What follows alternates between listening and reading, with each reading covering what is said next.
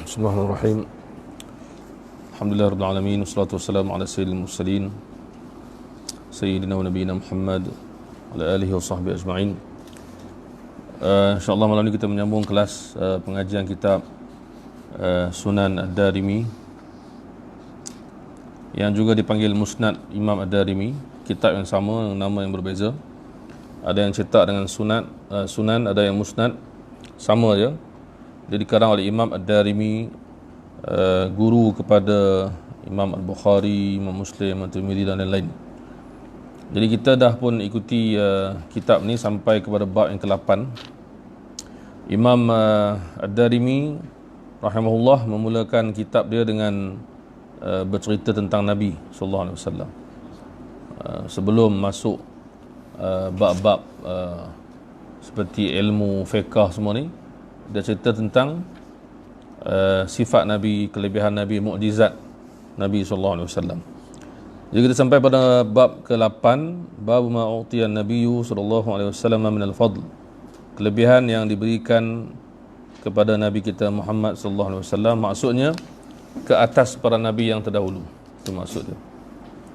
Jadi kita sebut sebagaimana yang disebut oleh para ulama bahawa penghulu dan juga Nabi dan Rasul yang terbaik ialah Nabi kita Muhammad sallallahu alaihi wasallam dalam semua aspek. Maknanya kalau setengah orang dia salah faham soal keindahan wajah Nabi Yusuf, ada yang salah faham, dia sangka lebih indah daripada Nabi Muhammad, itu salah. Ulama ada cerita dah daripada semua sudut, para mukjizat ke, keindahan ke, apa saja pun semuanya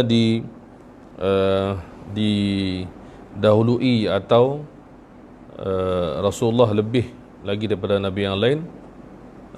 Dan ada perbincangan ulama tentang kekayaan, sebab Nabi Sulaiman kaya, tak ada orang kaya macam dia.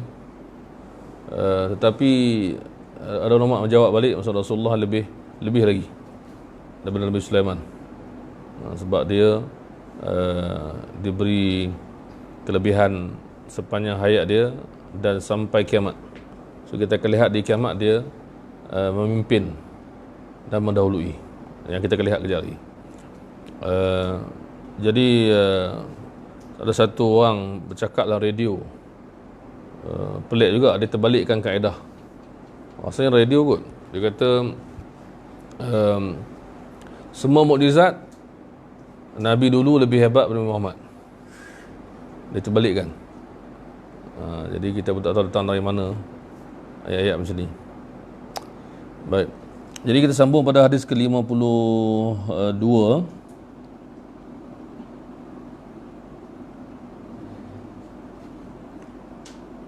51 kita dah baca, insya-Allah. Okey. Kelebihan Nabi. Kata Imam Ad-Darimi, hadatsana Sa'id bin Sulaiman an Mansur bin Abi al-Aswad an Laits an Rabi' bin Anas an Anas annahu qala qala Rasulullah sallallahu alaihi wasallam ana awwaluhum khurujan idza bu'itsu. Akulah orang pertama yang akan dibangkitkan ketika mana manusia semua dibangkitkan, aku yang pertama akan bangkit, akan keluar. Wa ana qaiduhum idza wafadu. Hum ni maksud merujuk kepada para nabi dan sudah pastilah para sekalian umat manusia. Wa ana qaiduhum idza wafadu, dan akulah pemimpin mereka ketika mereka berkunjung, maksudnya menjadi tetamu Allah SWT. Wafad ni, wafada ni maksudnya adalah wafdun ni, wafad ni adalah tetamu, rombongan yang datang membuat lawatan kepada pemimpin. Jadi sebab tu bila Sayyidina Umar nampak baju yang cantik, dia kata Rasulullah pakai ni yaumul Jumaah, pada hari Jumaat, wa yauma ya'tikal wufud, dan pada hari datangnya tetamu. Jadi Rasulullah sentiasa tetamu sana, tetamu sini, dan Nabi layan mereka dan baik dengan mereka. Nabi kata marhaban, kan, Nabi sebut marhaban, kan. Nabi kata apa, yang kisah terkenal tu Bani Abdul Qais daripada Bahrain, maka Nabi kata marhaban bil wufud, Nabi kata marhaban ghayra khazaya wala nadama, selamat datang, semoga gembira, tak sedih, semua Nabi menyambut. Jadi di akhirat Nabi kata, aku pemimpin para Nabi ketika mereka ataupun kami semua menjadi tetamu Allah. Itu maksud dia. Wa ana khatibuhum idza ansatu, dan akulah juru cakap, khatib, iaitu yang memberikan khutbah ucapan, juru cakap atau yang berucap ketika mereka semua diam. Maksudnya manusia tak boleh bercakap melainkan diizinkan. Kan, la yatakallamuna illa man adna lahur rahman. Kan. Jadi bila Nabi SAW diberikan, ketika itu tak ada orang boleh bercakap. Maksudnya sebelum tu atau selepas tu mungkin bercakap, tapi ada waktu dia yang semua orang tak boleh cakap melainkan Nabi saja di akhirat. Wa ana mustasfi'uhum idza hubisu, dan akulah yang akan meminta syafaat, kemudahan, diringankan beban ketika semuanya ditahan. Maksudnya di padang mahsyar berkumpul, belum lagi ada keputusan. Ketika itu kita baca hadis-hadis yang lain, manusia bagaimana?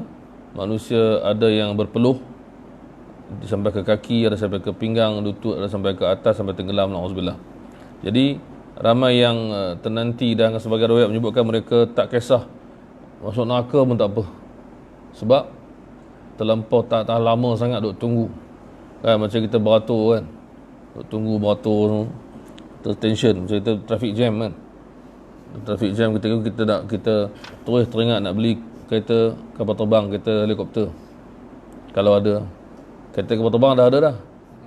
Nah, dia ada orang test dekat luar negara tu. Tapi dia perlukan landasan, tu masalahnya.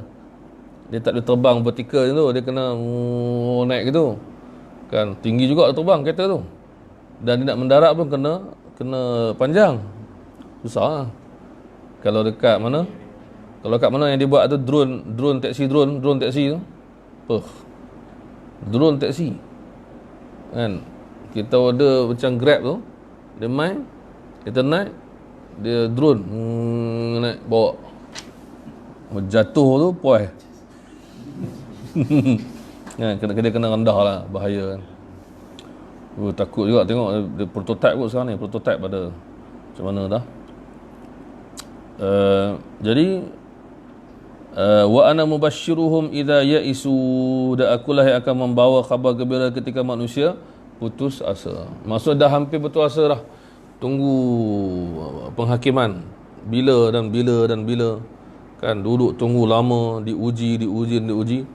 Dan itu juga antara cara dosa kita diampunkan, iaitu kita diuji di padang mahsyar, menunggu kan, diuji. Sebab tu dosa kita diampunkan dengan pelbagai cara. Maksudnya setiap ujian yang kita hadapi itu adalah membersihkan kita kan. Jadi di dunia kita minta ampun, atau kita sakit, atau kita diuji, atau kemudian dikubur, atau diuji di lepas bangkit kubur, di padang mahsyar dan sebagainya. Jadi semuanya mengampunkan dosa. Baik, kemudian al-karamatu wal mafatihu yawma idzin biyadi, kemuliaan dan juga kunci-kunci pada hari itu di tanganku. Maksudnya Nabi lah yang akan buka semua benda. Dialah permulaannya, dialah yang didahulukan. Hatta umat Nabi kita pun, kita ni didahulukan juga. Nabi sebut dalam hadis yang lain kan, Sahih Bukhari Muslim, nahnul akhirun as-sabiqun. Kita ni, kata Nabi, umat kita, aku dan umat kita ni yang akhir dan yang awal. Maksud dia apa? Yang akhir datang berbanding umat lain, yang awal di akhirat berbanding umat lain. Kan? Kita lah yang last, tapi kita lah yang awal. Kemuliaan. Kan? Kemudian wa ana akramu waladi Adam ala rabbi. Akulah anak Adam yang paling mulia di sisi Allah. Ini kelebihan Nabi sebut dalam hadis yang lain, ana sayyidu waladi Adam. Aku penghulu, aku pemimpin, akulah yang paling mulia di sisi Allah di kalangan semua anak Adam. Yatufu alayya alfu khadim, bertawaf ke atasku 1000 khadam. di akhirat. Jadi maksud Rasulullah SAW, di dunia dia ada khadam. Ulama-ulama kumpulkan ada dalam 30 lebih khadam. Di akhirat Nabi SAW ada 1000 khadam. Ka'annahum baydun maknun aw lu'lu'un mansur, mereka itu indah seakan-akan mutiara. Jadi maksudnya indah khadam-khadam ni, maksudnya mereka elok, bersih, mereka menjaga Nabi SAW. Jadi ini antara hadis yang menyokong apa yang dibawa sebelum ini, iaitu kelebihan Nabi di atas Nabi-Nabi yang lain, kan? Terdapat ayat Quran, kan, apa yang menyebut la nufarriqu baina ahadim, kan, la nufarriqu baina ahadin, kan. Kita orang beriman, kita tak beza-bezakan antara Nabi. Maksud beza tu adalah apa? Tak beza, beriman sama. Itu maksudnya. Kita percaya, kita yakin. Tapi kita bezakan dari segi apa? Segi kelebihan masing-masing. Tak sama, kan? Macam manusia lah. Manusia semua sama dari segi manusia, kan? Bila Nabi sebut kullukum min adama wa adamu min turab, kamu semua daripada Adam, Adam daripada tanah. So asal kita daripada tanah, tapi tak sama lah tanah tu, kan? Orang yang bertakwa, orang yang soleh, orang yang alim, orang yang kuat ibadat. Jadi semuanya itu membezakan manusia. Inna akramakum indallahi atqakum. Baik. Hadis lepas tu kata Imam Ad-Darimi, akhbarana Abdullah bin Abdul Hakam al-Misri. Anda punya cetakan tu terjemahan ni? Terjemahan ni? Siapa terjemah? Tebal tu. Cantik tu. Jaha besar Jaha besar. Jaha besar. Yang terjemah ni? Tak lama Ni. Haji Muhammad Yusuf Sinaga. Terjemah, masya-Allah. Terjemahan ni macam Indonesia ke Malaysia? Malaysia. Bagus kan? Sama yang Ustaz sebut lah. Tak ada bahasa lebih. Dia orang kata apa? Senang terjemah buku tebal. Sebab tu kita kadang-kadang kita tak marah sangat orang salah terjemah. Sebab susah. Yang gopoh satu hal lah, tapi yang susah macam anak nak mengajak Tirmizi. Ada satu cetakan Singapura, adalah salah sikit, tapi boleh diterima lah, sebab dia buat seorang. Bukan senang tu, kalau buat ramai-ramai insya-Allah lebih baik lah, kan? Jadi kita tak mau terlampau, orang kata apa, terlampau duk cari salah penterjemah. Jadi setengah orang dia macam ni salah, tu salah, ni salah, tu salah, kan? Dia terlalu mencari. Tapi hakikat dia nak buat satu benda besar ni bukan senang, berapa ribu hadis, kan? Salah tu normal lah, kan? Hatta cetakan Arab pun salah, bukan cetakan terjemahan ni, kan?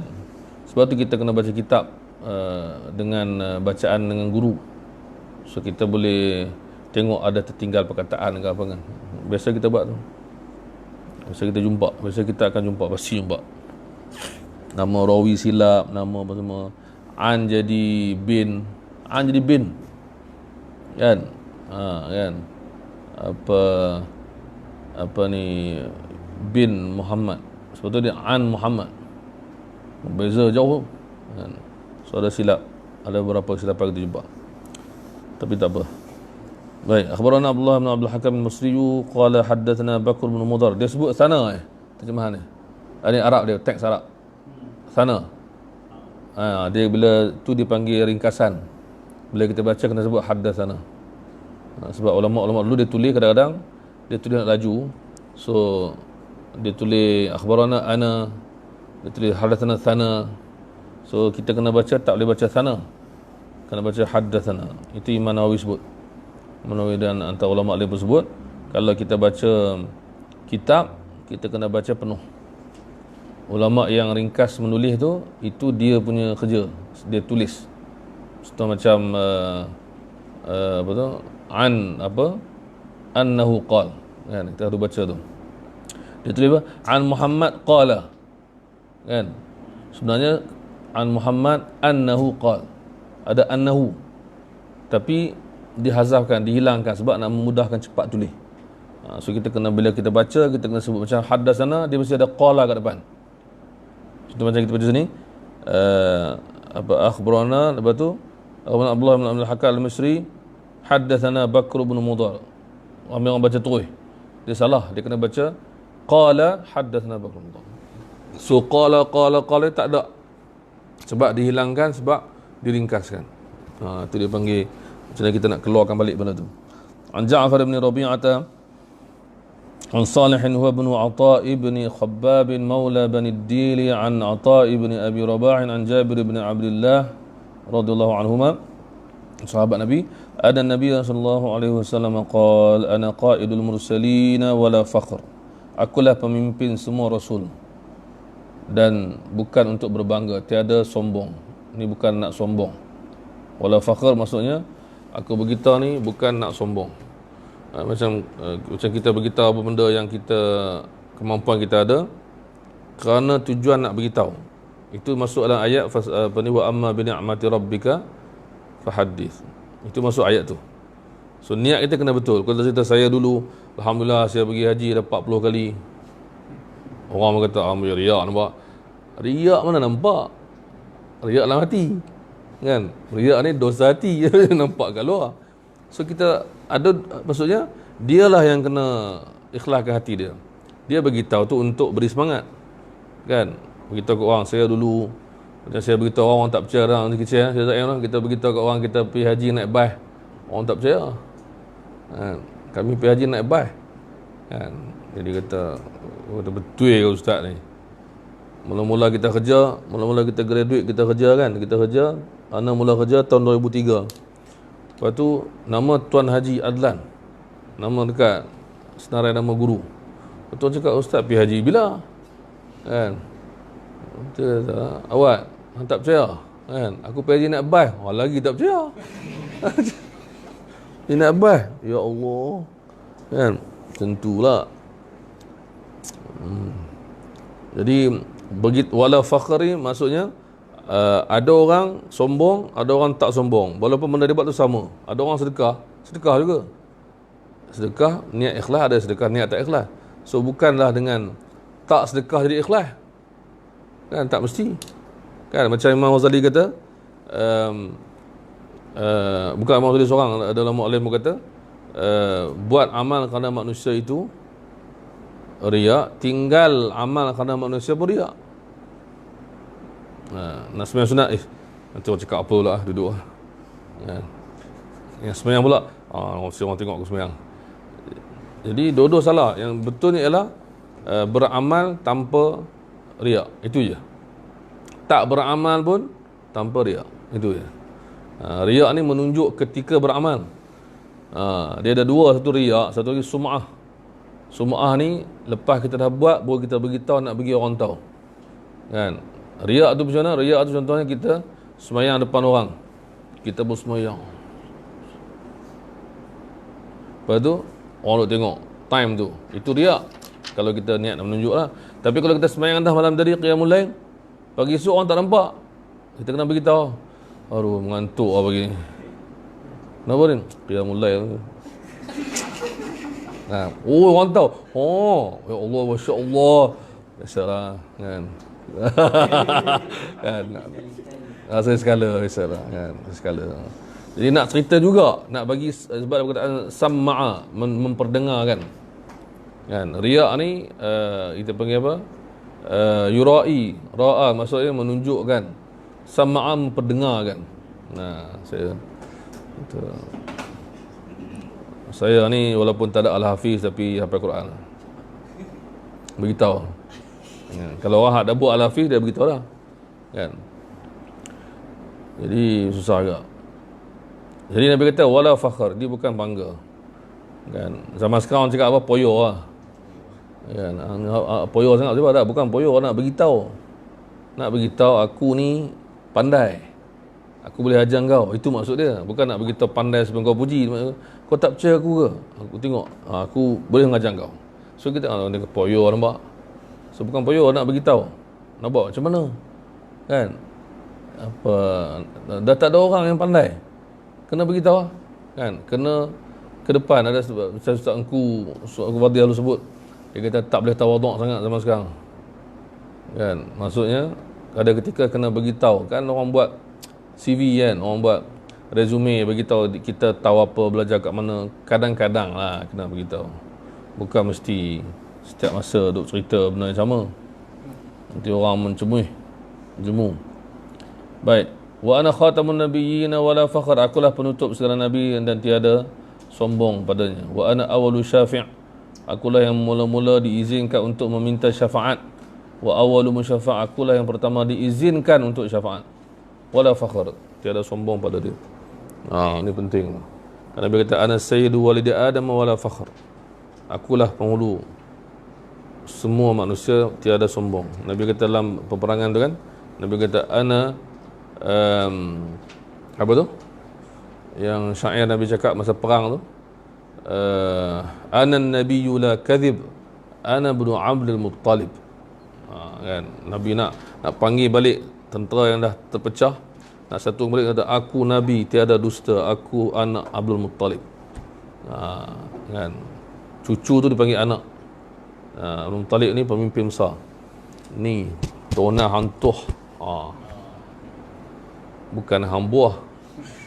Ni aku hantar lah siapa hantar lah sebenarnya. Nak beritahu kan. Yalah Hantuh pandai bersilat. Hang pandai ke tak kan? Dekat keturunan dia kan. Ni panglima jari. Kan. Ada kita jumpa orang sombong ada. Saya pernah nampak sendiri depan mata orang sombong Syekh. Dia keturunan Nabi. Tapi dia sombong dengan benda tu. Dia marah kita, dia berlagak betul kata, aku ni keturunan Nabi. Kau kena hormat. Jadi kita macam bukan macam tu cara dia. Beritahu dengan cara untuk beritahu dah, bukan beritahu untuk minta sesuatu. Kan itu masalah dia. Tapi kita kena hormat kalau keturunan Nabi, kita kena hormat dia. Bukan dia meminta-minta tak, tapi kita hormat pasal dia keturunan Nabi. Kita tak boleh tak hormat keturunan Nabi kan. Tak boleh kita kata alah sama tak sama. Dia keturunan Nabi tak sama. So kita hormat dapat pahala. Kan kita menghormati, tapi orang yang dihormati jangan sombong.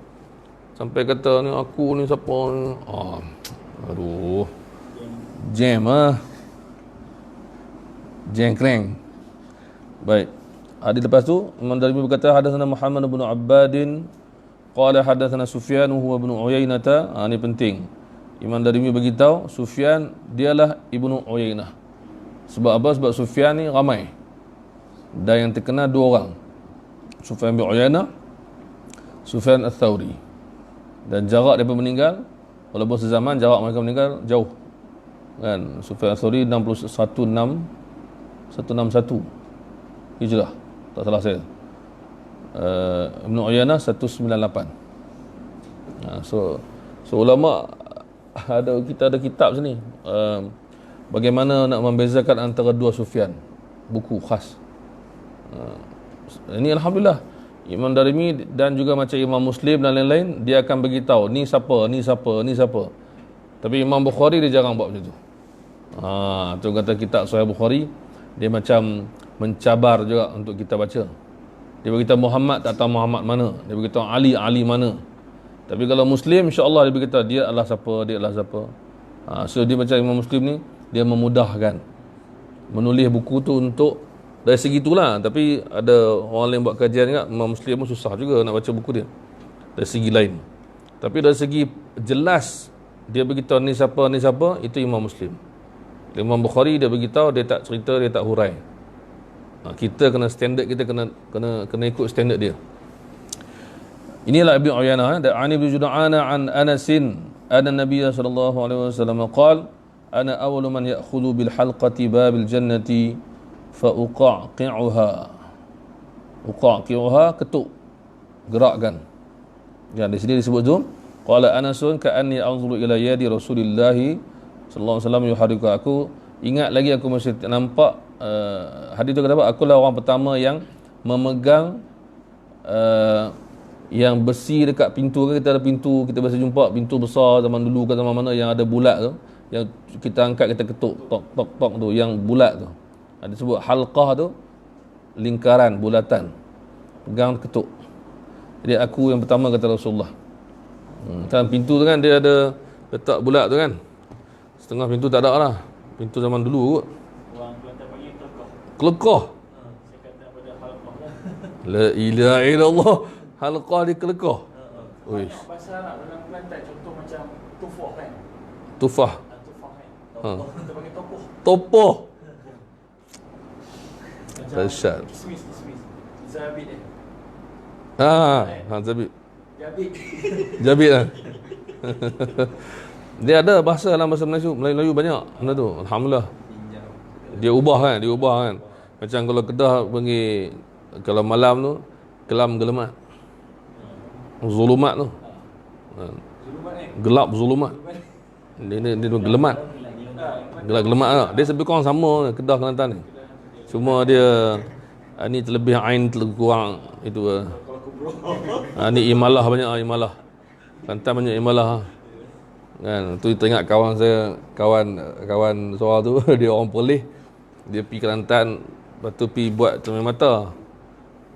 Tahun 96 95 tu. Lepas tu dia abang, orang tanya, ni hak siapa ni? Cermin mata ni. Dia kata, hak kahwin. Lepas tu, hak demo. Bukan. Hak kahwin. Jadi dia kata, kawan ni nak marah ha? Kan, nak main-main ke apa? Lepas tu rupanya nak beritahu hak saing dia, hak kawan dia. Dia kata hak kahwin. Dah hak demo. Okey. Hak kahwin. Kata dia main-main budak ni. Kan, kita baru sampai, kita tak warni lah. Tu cerita dia. Sebab orang Kedah dia kadang-kadang dia R dia tak sebut ain. Kadang-kadang dia macam pasir sebut pasiang. Tapi orang nama nasi dia sebut nasid.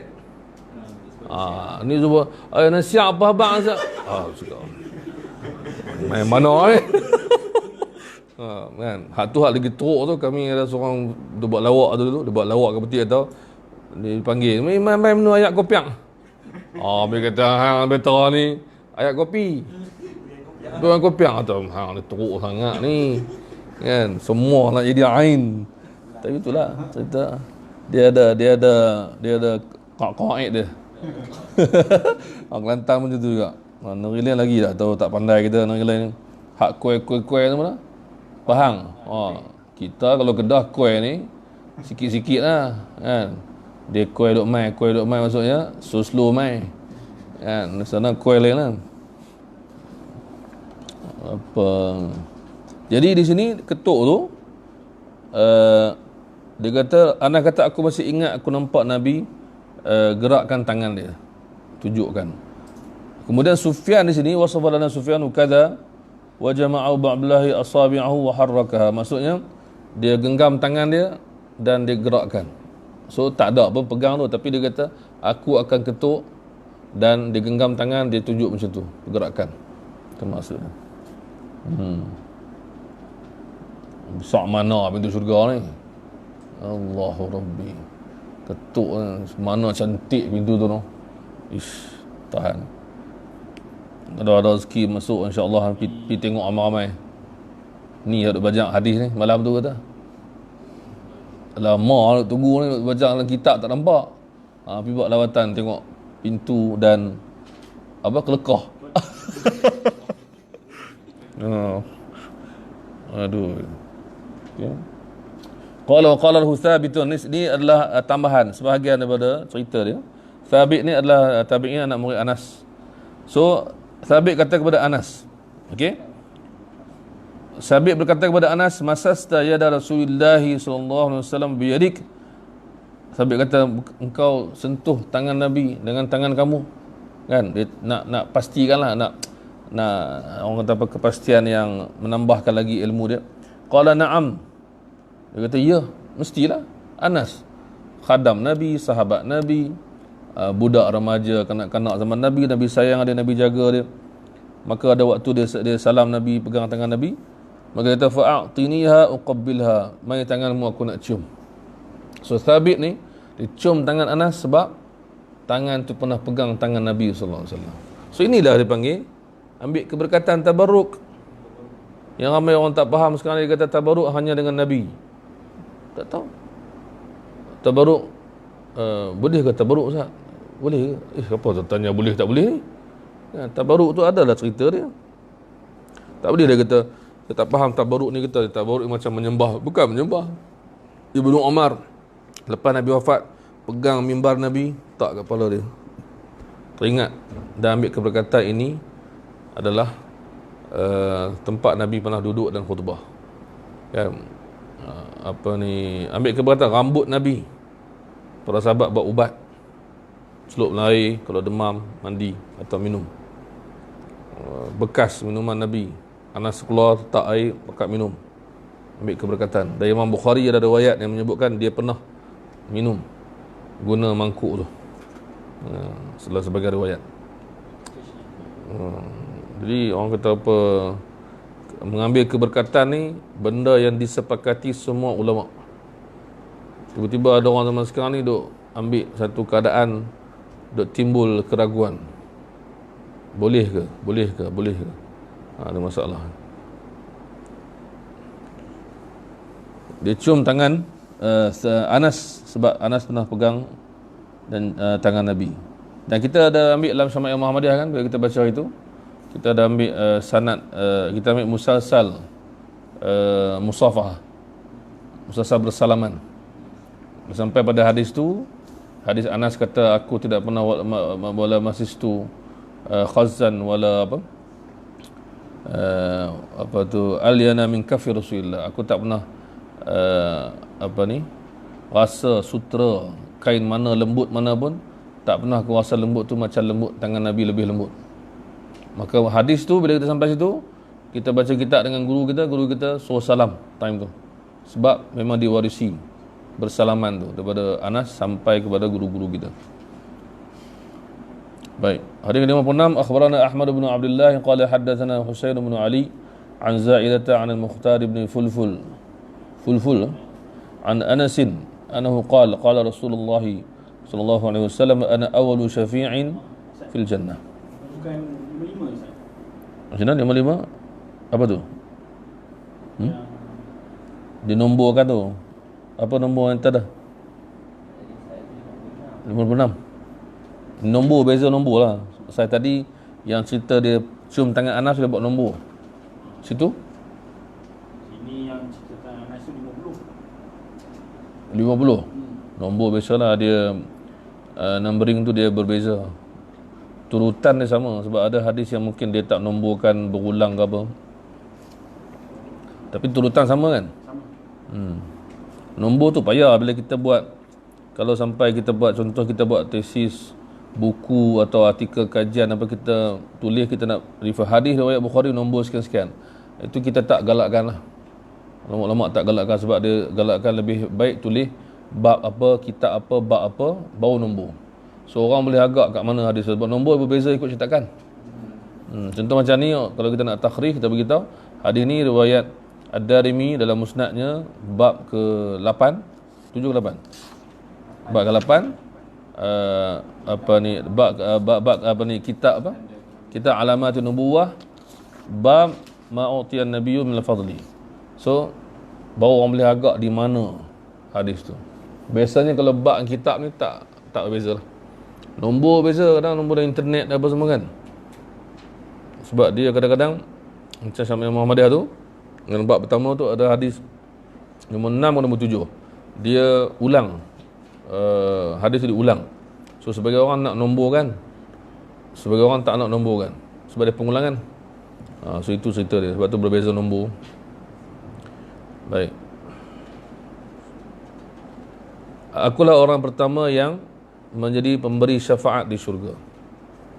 Jadi Rasulullah SAW, seperti kita sedia maklum, dia tunggu umat dia dekat telaga Kausar di padang mahsyar. Kausar ni asal sungai daripada syurga. Dan ada Nabi sebut dalam hadis Sahih Muslim dan lain, ada paip emas yang membawa sungai itu ke telaga di padang mahsyar. Kan? Nabi boleh tunggu kat dalam, Nabi tunggu dekat luar. Itu Nabi. Kan? Sebab tu sebagian orang kata apa? Nabi-Nabi lain kata apa? Nafsi, nafsi. Kan? Aku. Nabi kata apa? Ummati, ummati. So Nabi ni dia sampai di sana. Tu maksudnya. Daripada dia hidup sampai wafat sampai di sana, dia fikir pasal orang je. Dan sampaikan sahabat sedih. Dia Nabi nak bantu orang sampai susah. Itulah cerita dia. Sebab tu kita baca tulisan daripada barat sekalipun, dia beritahu kalau kita nak sekadar gembira jangka pendek, buatlah benda yang untuk diri. Kan? Seorang-seorang jalan pergi cendol, makan seorang. Sedap lah, syok lah. Kan? Hang nak makan, hang makan sendiri lah. Aku nak makan, ni aku punya, aku minat ni. Tapi dia tak rasa jangka panjang. Itu orang putih yang cakap. Yang jangka panjang dia ialah makan sama-sama, makan ramai-ramai, share walaupun sikit, buat untuk orang lain, buat untuk diri dan orang lain. So macam seorang ayah nak anak dia lebih pada dia. Itu maksud dia. Seorang pemimpin nak orang bawah dia buat kejayaan lebih pada dia. Tapi ramai orang, jangan lawan aku, ini aku seorang, ini hak aku, engkau tak layak, engkau tak payah. So ini masalahnya. So, Rasulullah dia orang yang paling tak ada ego. Paling tak ada ego lah. Kan ego mesti ada dalam diri kita untuk hidup. Tapi tak ada. Maksudnya apa dia dapat, dia akan tanpa ada masalah. Tanpa ada masalah. So kita susah lah. Kita lebih pentingkan diri lah. Mesti lah. So kita happy, kita pun tak panjang lah. Kegembiraan. Baik, hadis lepas tu ada yang panjang 57. Akhbarana Abdullah bin Salih qala hadatsana al-Laits qala hadatsana Yazid wa ibn Abdullah ibn al-Hadi an Amr ibn Abi Amr an Anas ibn Malik annahu qala sami'tu Rasulullah sallallahu alaihi wasallam yaqul inni la awwalun nasi tanshaqqu al-ardu an jumjumati yawm al-qiyamati wala fakhr. Aku yang pertama dibangkitkan, maksudnya tiada sombong padanya. Wa uta liwa alhamdi wala fakhr. Aku diberikan panji-panji kepujian, memimpin di depan sekali semua umat dan tiada sombong. Akulah wa ana sayyidun nas yaumil qiyamah. Akulah penghulu segala nabi di hari kiamat wala fakhr. Tak sombong. Wa ana awwala ma yadkhulul jannata yaumil qiyamati wala fakhr. Aku orang pertama masuk syurga dan tiada sombong. Wa ati babal jannati fa akhudhu bi halqatiha fa yaquluna man hadha fa aqulu ana Muhammad. Akulah yang pegang yang mengetuk pintu syurga dan ditanya kepadaku siapa ni. Aku berkata aku Muhammad, dibukakan untukku dan aku masuk. Ini sama macam Isra' Mi'raj lah. Kan? Siapa? Muhammad. Masuk. Fa ajlul jabbar mustaqbili fa asjudu lahu. Aku bertemu Allah Al-Jabbar dan aku sujud kepadanya. Maka Allah berfirman, irfa' ra'saka ya Muhammad, takallam yusma' minka wa qul yuqbal minka. Wahai Muhammad, angkat kepalamu, cakaplah kamu akan didengari. Katakanlah kamu akan diterima, mintalah apa kamu akan diberi, minta syafaat kamu akan diberi. Ini maksudnya Nabi kata apa lepas tu? Ummati ummati ya Rabb. Itu penting. Umatku ya Allah, umatku. Kan, maka Allah perintahkan pergi ke umatmu, walaupun sekeceringan mana, sekecil mana pun imannya, maka boleh masuk syurga. Kan, aku pun pergi jumpa, pergi cari, akan masukkan mereka ke syurga. So ini tugas Nabi. Maknanya dia kerja dia selagi boleh masuk. Itu maksud dia. Kasih sayang dia tu. Kan? Sebenarnya sayang Nabi dekat umat dia. Sedangkan umat dia, kalau kita fikir umat dia yang masuk neraka tu, maksud tak ikut dia lah. Tak ikut pesan dia lah. Macam murid yang tak ikut pesan cikgu lah. Kan? Jadi cikgu masih lagi kesian. Dia ikut dia mampu pergi ke hang. Tapi Nabi bukan macam tu. Sampai kiamat tu tengok orang neraka kan. Ini berlaku juga pada orang biasa. Dalam hadis Sahih Bukhari juga, orang yang bukan Nabi, bukan siapa, macam kita, maksudnya manusia biasa yang berkawan ramai dekat dunia tapi terpisah neraka dan syurga. Maka yang di syurga tu diberi izin untuk selamatkan. Itu penting dalam Sahih Bukhari dan yang lain. Suatu syekh-syekh ulama beritahu, rasanya di Mekah kot, Ada ulama beritahu dia sembang sama-sama dia bila nazak, bila nak mati ke, bila dah sakit ke, dia kata dekat kawan dia, kat murid dia semua, dia kata kalau tak jumpa aku dekat syurga, cari aku dekat neraka. Dia pesan. Dia tak rasa dia layak masuk syurga. Tapi dia kata dia kawan dengan orang baik, ulama, kawan, sahabat, murid semua ni, jangan lupa kat aku. Dia pesan, kalau tak jumpa aku dekat syurga, cari kat neraka. Itu merujuk pada hadis tadi lah. Kan. Atau ada orang pernah tanya pasal hadis tu, dia kata betul ke Ustaz? Kata betul lah, Sahih Bukhari hadis tu. Orang-orang yang baik ni diberi izin untuk syafaat. Syafaat ni semua bentuk. Ada syafaat untuk orang kafir, syafaat seperti Nabi bagi syafaat kepada Abu Lahab dan juga kepada Abu Talib. Syafaat, tapi tak boleh masuk surga, cuma meringankan siksaan. So syafaat ni banyak jenis. Kan, jangan kita terkejut syafaat manusia kepada manusia, nabi kepada manusia, begitu kan, menyelamatkan. Di sini disertakan dicari, diminta izin, cari lagi, berkali-kali berlaku. Sama, bermakna kadar iman tu mula-mula level yang agak banyak, tapi cari lagi. Kalau boleh masuk, cari lagi. Itu maksud level tu makin turun kelayakan tu. Maka Allah bagi pada Muhammad disebut dia sekali, kemudian 2 kali, kemudian 3 kali, sama. Idhab ila ummatika faman wajadta fi qalbihi mithqala habatin min sya'irin min al-iman fa adkhilhul jannah. Itu yang pertama. Fa adhhabu faman wajadtu fi qalbihi mithqala dhalika adkhaltuhumul jannah. Aku cari, dan Allah beritahu begitu, cari yang walau sekadar biji gandum imannya, tolong boleh masuk ke syurga, aku pun cari, aku masukkan. Kemudian aku sujud lagi. فأجل الجبار مستقبلي فأسجد له فيقول ارفع رأسك محمد وتكلم يسمع منك وقل يقبل منك واشفع تشفع. Sekali lagi diberi izin yang sama macam tadi. فأرفع رأسي فأقول أمتي يا رب فيقول اذهب إلى أمتك فما وجدت في قلبي مثقال حبة من خردل من الإيمان فأدخله الجنة. Lagi kecil, lagi ringan daripada tadi, maka bawalah ke syurga. فأذهب ومن وجدت في قلبي مثقال ذلك أدخلتهم الجنة.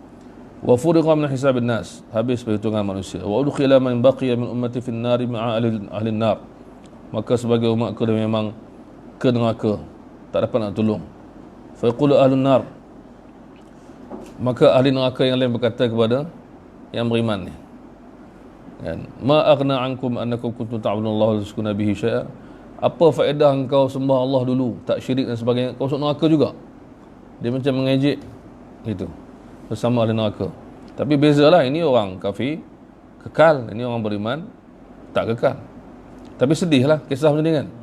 Macam aduh, perah. Orang kafir kata, dulu orang semayang apa semua kan, sama macam aku aduh kan. Itu memang perah menongging tu. Sedih tu. Kan. Faqul jabbaru fa bi'izzati la'atiqannahum minan nar. Maka Allah perintah lepas tu mereka pun akan dikeluarkan.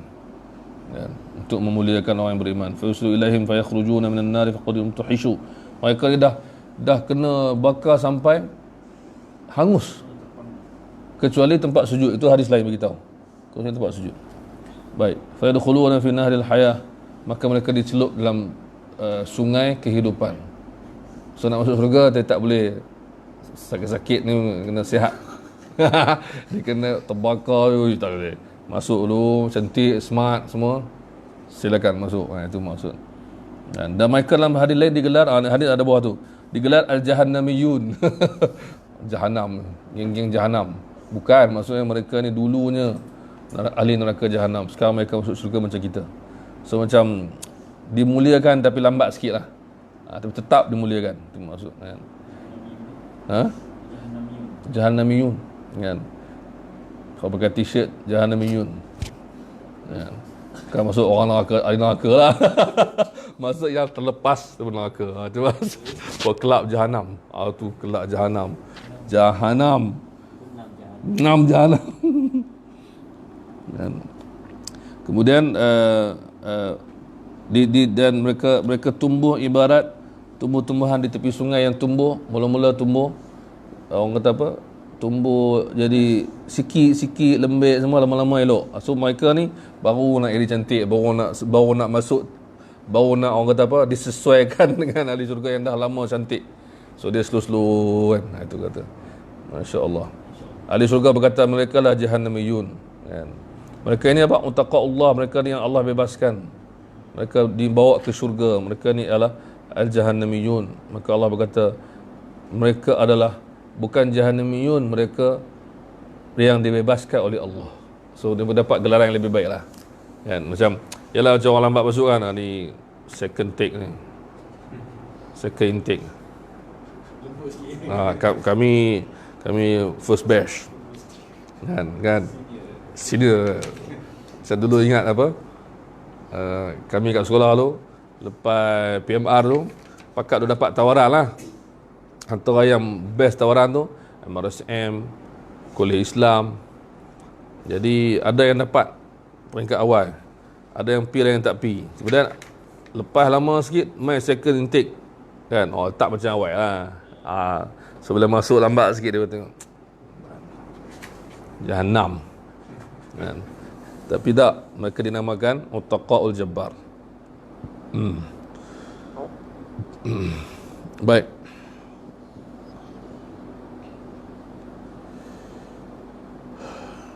Kita berhenti setakat dulu, insyaAllah. Tak sedap badan sikit. InsyaAllah kita akan sambung. Tapi buku ni memang menarik. Siapa baca berdawai, kita dah baca banyak kan. Kita dah baca hadis ke-50 lebih. Di awal-awal cerita mukjizat, cerita kelebihan, cerita menarik, cerita pokok, cerita apa yang mukjizat ni, yang makanan kan, cerita menarik. Dan saya ingat saya dengan sahabat saya, Cikgu Hanif, dia seorang AJK TC juga. Masa tu belum ada TC lagi. Kami kita akan balik Kedah, kita akan jumpa dia baca kitab.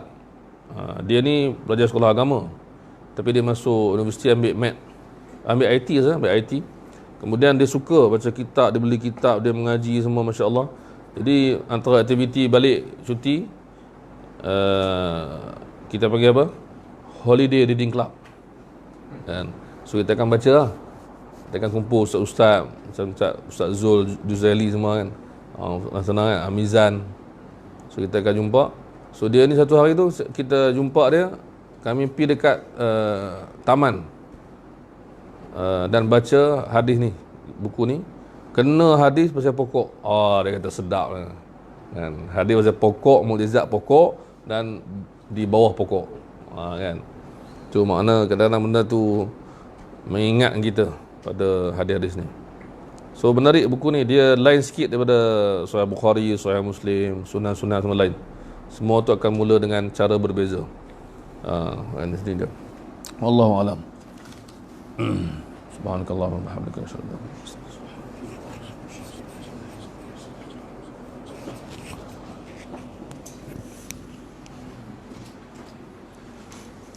Tadi jumpa Tok Arak tu, dia nak buat kitab lah apa. Macam tu. Nak bang lah di Masjid Besi. Tapi sekarang ada sindiket. Ha? Sindiket. Sedikit ada? Ada. Dia buat apa?